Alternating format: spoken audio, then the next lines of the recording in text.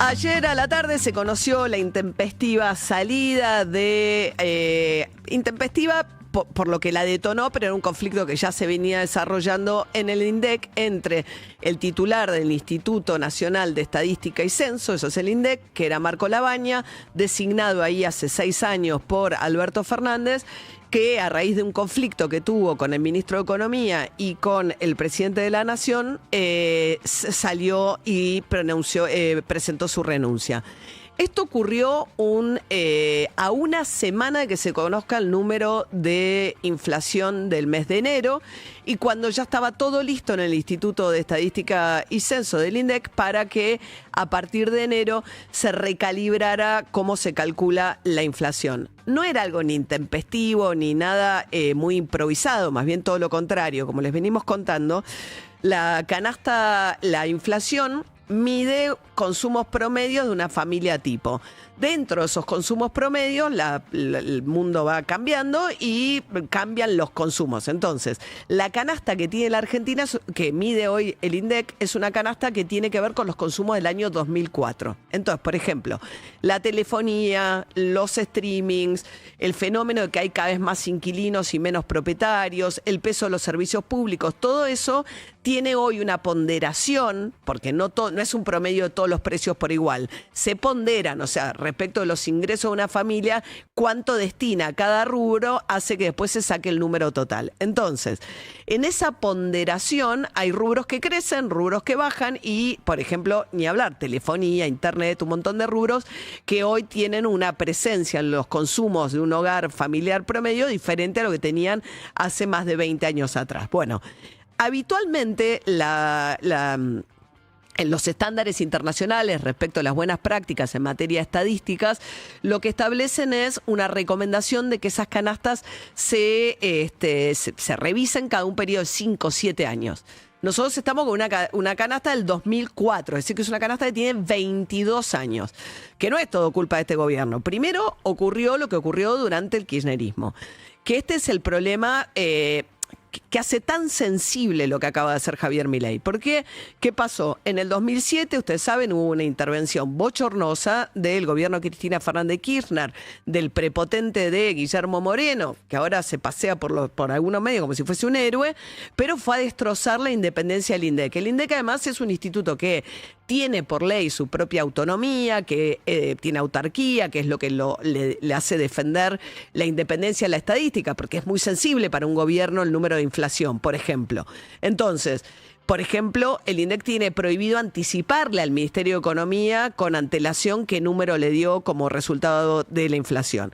En el 2007, avasallando la autonomía del INDEC, se metió Guillermo Moreno, se metieron sobre dónde relevaban los datos y demás, y a partir de ahí se distorsionó tanto el número, porque además de esa manera subestimaban la inflación y subestimaban el número de pobreza, que terminaron en un zafarrancho que hizo que finalmente, sobre el final del gobierno del kirchnerismo, se dejaran de publicar datos de pobreza. Y ahí apareció la UCA con una medición propia, que era del Observatorio de la UCA, de Agustín Salvia, que pasó a ser el faro en el medio de una situación en la que no había números oficiales para entender qué estaba pasando con la inflación.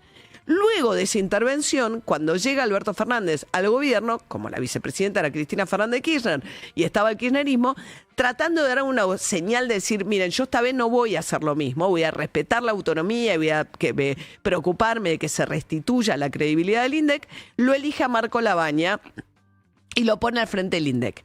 Y al cabo de 6 años, los 4 años de gobierno de Alberto Fernández y los 2 primeros años de Javier Milei, Marco Labaña logra restituir el prestigio y la idea de que sobre todo no estaba intervenido. Pero en los últimos meses empezó a haber un ruido.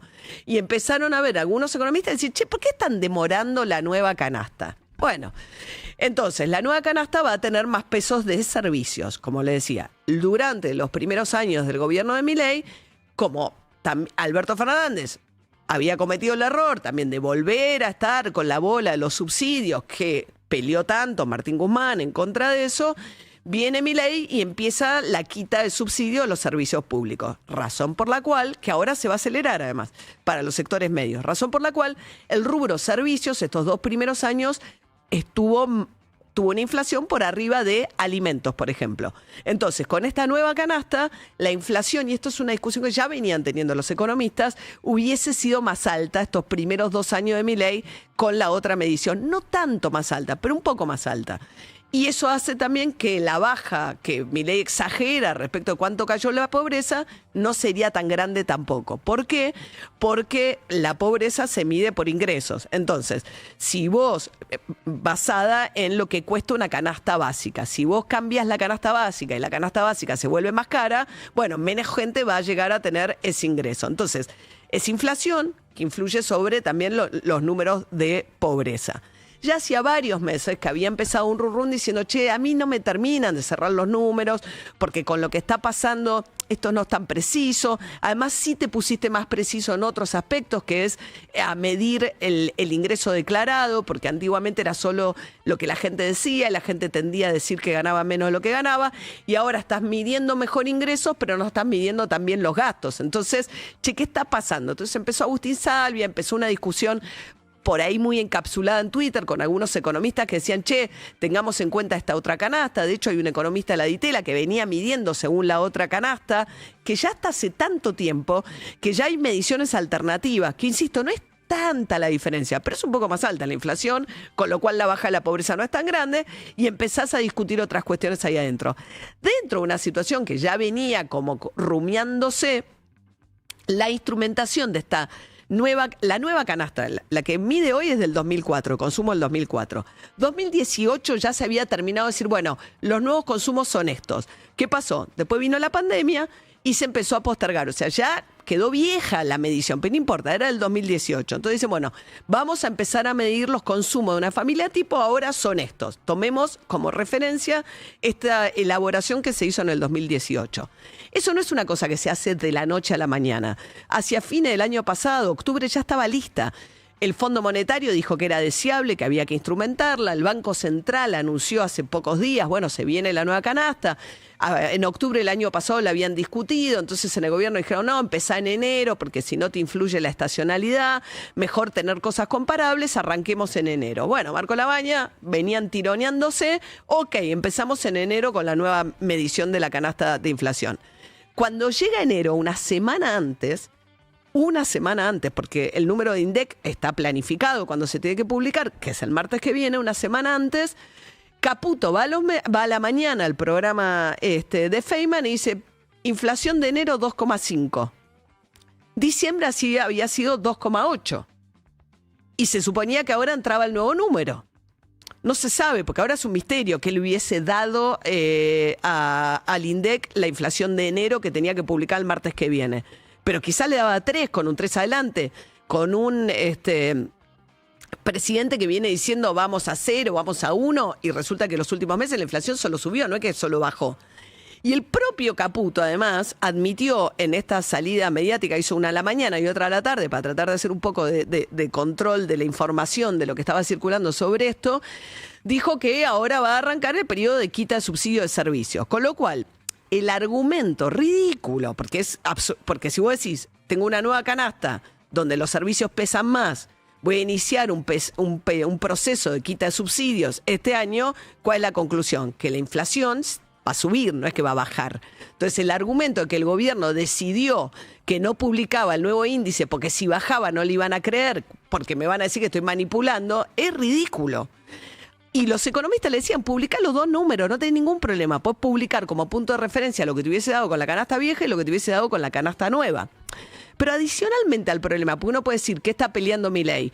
Bueno, como no se le está dando ni el 1 ni el 2 y la inflación le viene subiendo y viene prometiendo, primero que era el rezago de la política monetaria, entonces si no hay emisión monetaria, necesariamente la inflación cae a 0. Primero dijo que eran 6 meses, después 12, después 18, después 24, ya pasaron 24 y todavía está cerca de 3. En ese contexto, uno puede decir, bueno, lo hace para tratar de estar más lejos del 3, más cerca del 2 y acercarse, porque ahora dijo que agosto iba a ser con el 1. Además, ¿cuándo van a implementar la canasta del 2018? No se sabe, porque lo que dijo Caputo es que cuando estabilizan la inflación, lo que dijo después Adorni es que cuando la inflación sea 0, según este número, no se sabe. Y además, esto va a demorar por lo menos enero del año que viene. Bueno, Esta cuestión no es solamente una cuestión de la palabra de Milei de qué pasa con la inflación versus el número que difunde el INDEC. Acá hay otra cuestión muy profunda de las consecuencias que esto tiene, que lo charlábamos hace un ratito con Ismael Bermúdez. El número de la inflación es determinante por un montón de cuestiones. Por ejemplo, las jubilaciones se ajustan por inflación. Si la inflación es más baja, el ajuste de la inflación es más bajo. Los salarios se ajustan por inflación. Ciertas prestaciones sociales se ajustan por inflación. La pobreza se mide por inflación. Entonces vos tenés un contexto en el cual las jubilaciones mínimas ya vienen perdiendo contra la inflación. ¿Por qué? Porque el componente del bono, el gobierno lo mantiene congelado, que son 70.000 pesos, que es un número importante, hace 2 años está congelado. Entonces el gobierno los jubilados de la mínima ya están perdiendo contra la inflación. Ahora van a perder un poco más.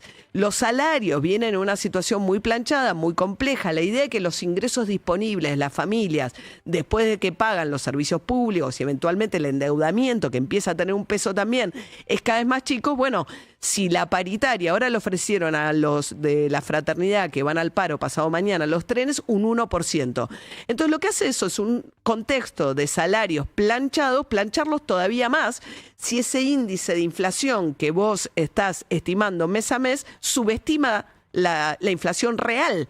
Entonces, terminás, aunque lograras una paritaria que empate contra la inflación que da el INDEC, si esa inflación no refleja realmente los consumos de una familia, estás perdiendo de nuevo contra la inflación. O sea, es una decisión que afecta más la credibilidad. Hay bonos que ajustan que la inflación influye. De hecho, Argentina tuvo un juicio en la época de Moreno porque había ciertos bonos que ajustaban según el PBI de crecimiento, afectando la estadística mal, y dijeron, che, me está robando porque no son los números que vos me estás diciendo. Bueno, la verdad es que Milei se mete dentro de las peores prácticas a destruir la credibilidad, o por lo menos afectar la credibilidad de un instituto que muy trabajosamente, después de lo que fue la intervención de Moreno en la época del kirchnerismo del INDEC, estaba logrando recuperar su credibilidad y su autonomía.